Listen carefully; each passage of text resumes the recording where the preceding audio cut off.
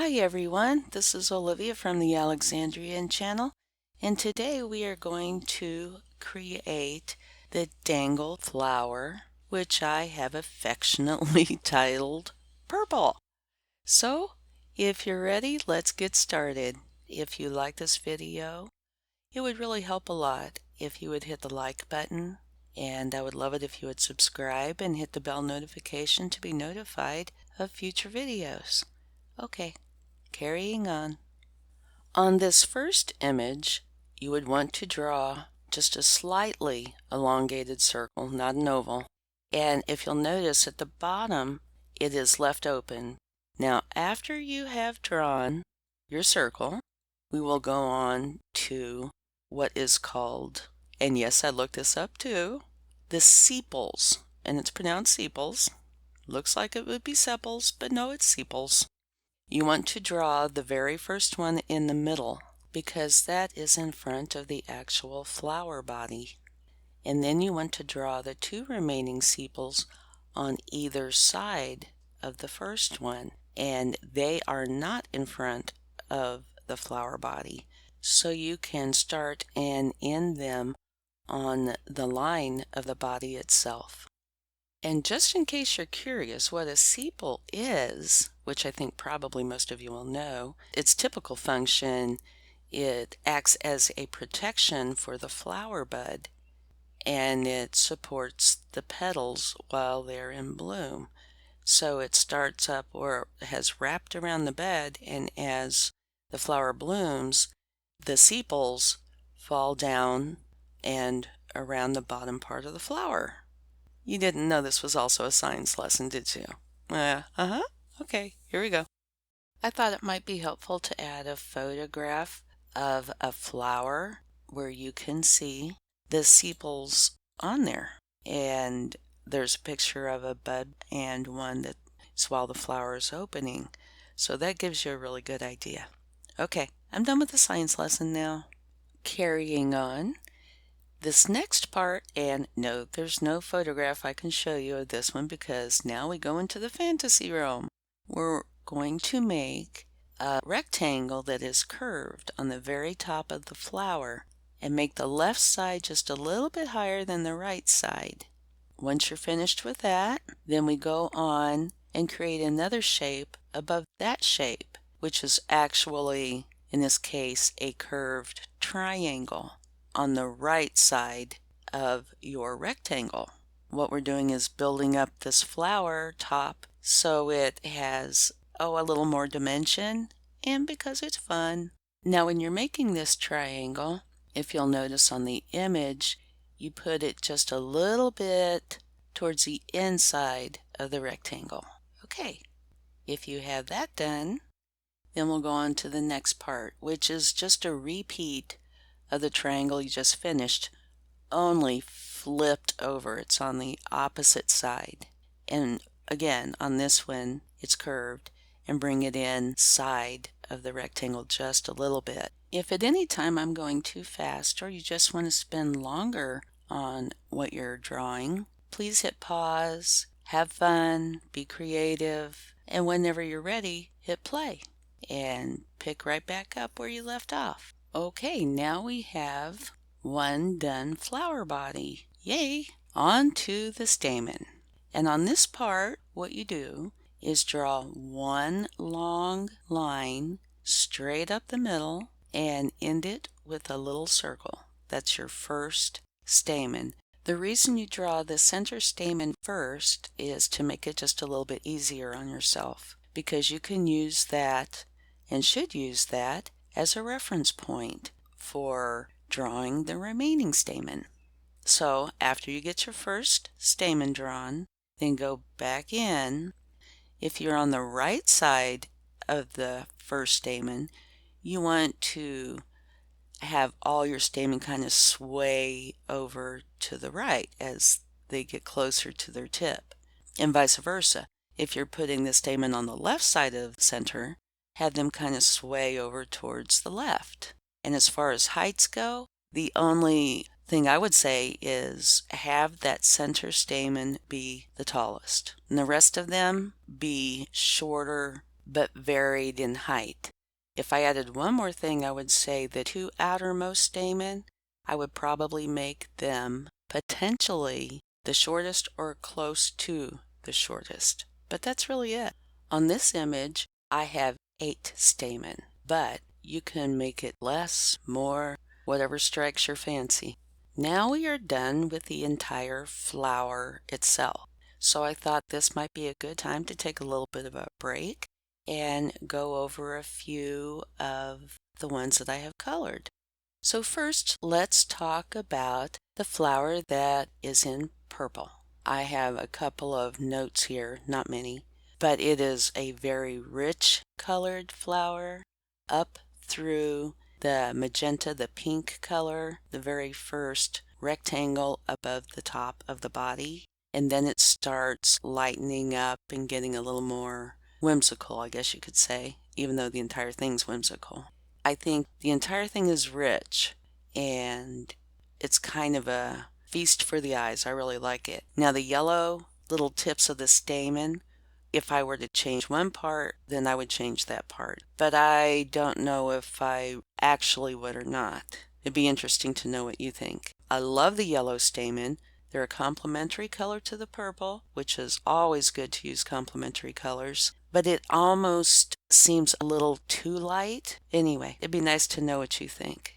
Okay, now on to this next one. Done something a little different. I've seriously muted the entire flower, which gives it a very vintage look, which might be great if you're working on genealogy or wanting some sort of an image that, I don't know, provokes feelings of time gone by, that sort of thing. And there's definitely a place for this type of color scheme. All right, let's go on to the fun dangle part. Here we go. We are going to create the stem. And how we do this, start at the bottom of the flower, just left of center, go down and go into kind of a loop towards the left, and then go back up just above the top of the flower, not including the stamen, and then go out towards your left again into a swirl. Now we need to finish the stem by adding another line. And what you would do with that is you would go to the right of your first stem line and just follow it all along till you get most of the way done with your swirl.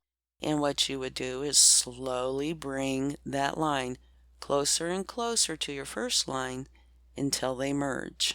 Now let's do the first leaf. And this one's a little bit interesting because instead of the typical leaf that goes out and usually up, because we have swirled the stem up and around, your first leaf is going to be going down. I'm so glad there's images here. It really helps. Okay, so start your leaf a little lower than midway from where the body of your flower is on this stem and start going down in a gentle curve, kind of following the shape of your loop. And then when you start going back up on your loop, turn that into kind of a small sort of swirl and then stop. And start where you started the first leaf line, only above it. And then go down, following your initial leaf line. And just like in your stem, make it closer and closer to your initial line until they merge. So what you end up with is a leaf that has a soft, gentle curve on both sides. Now we are going to create the first flower bud. And in a similar way as the leaf, it's almost counterintuitive because of the swirled stem. But your first bud will be aiming downward. So start on your stem right about the center of where the flower body is. And you only need to make one line this time and make it kind of a gentle curve going left, swerve a little to the left and then back just a little bit and stop. It doesn't have to be a very long line. And now to make the bud. And the bud is kind of an upside down raindrop shape, or an oval with one pointed end, which would be the tip of the bud. And have that bud not aimed straight down, but slightly to the right. Okay, guess what? All done with the first section of the entire flower. I think it's time for another short break. We'll look at a couple more of the colored images and then we'll go on. Let's chat about color. The first one is a pastel flower with a light pink flower body, which goes up into more pastels. I'd say that probably the least pastel in this image would be the aqua color and the green, but they are both very close, so they coordinate well. The stereotypical use would be babies or something very soft and gentle, maybe a birthday, that sort of thing.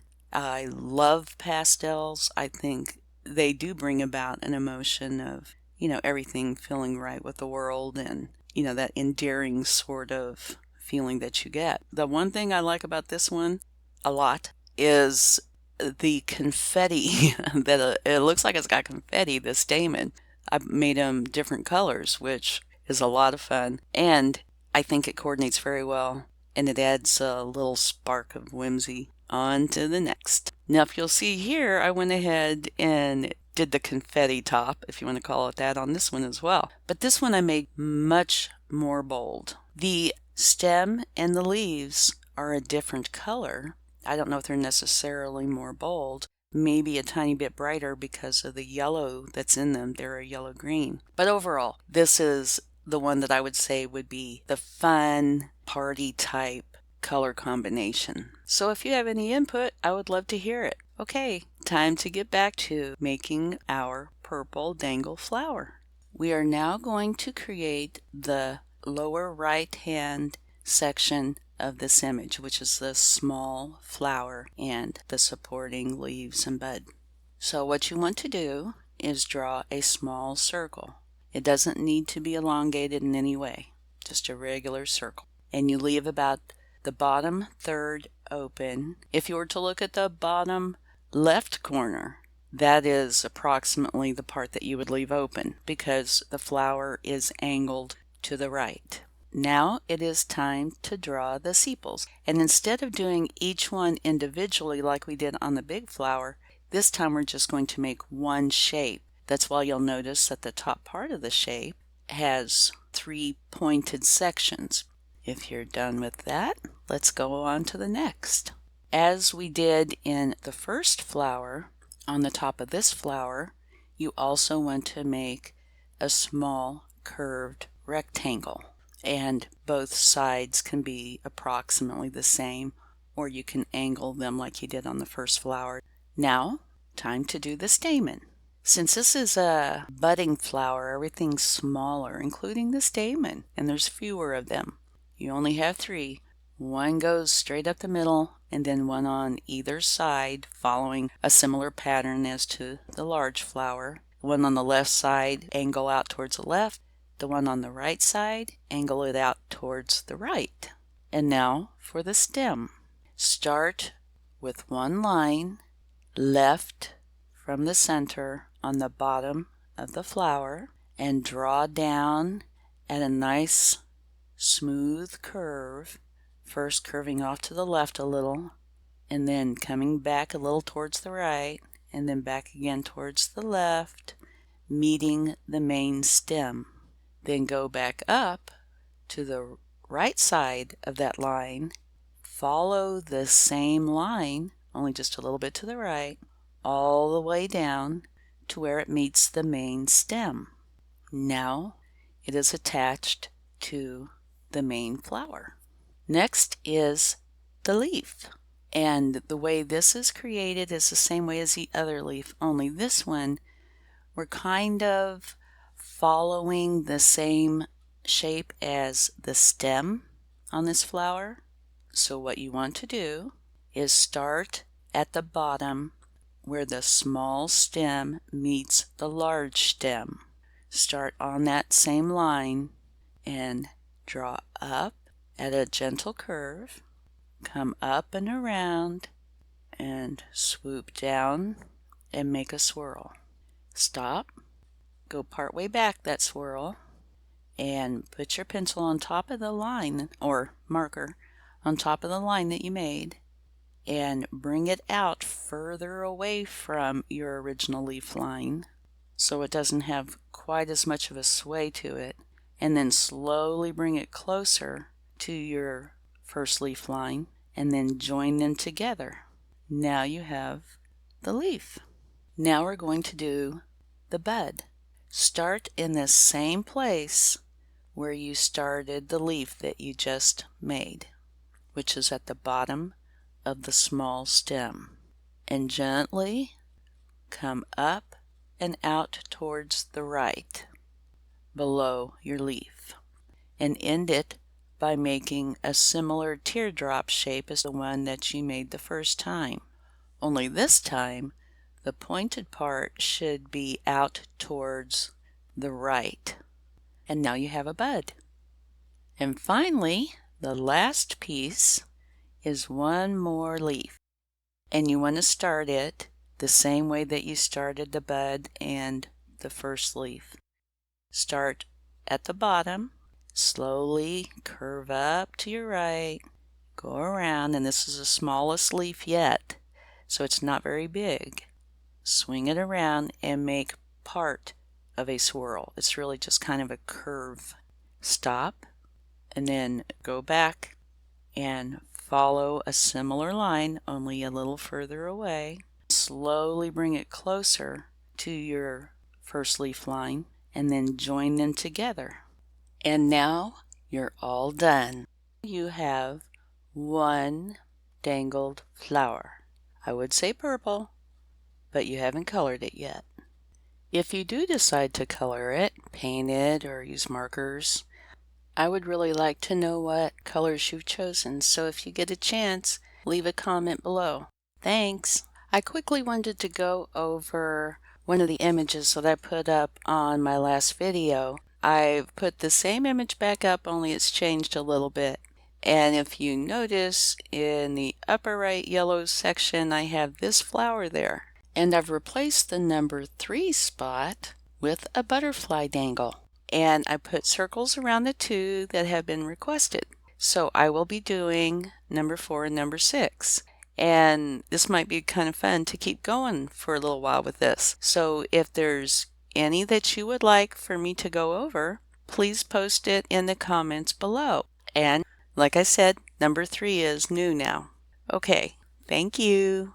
If you haven't had a chance to watch my dragonfly dangle and my red flower dangle video, I will post a link to those below in the description. So take a look, and I hope you like them. Let me know what you think. Have a wonderful day.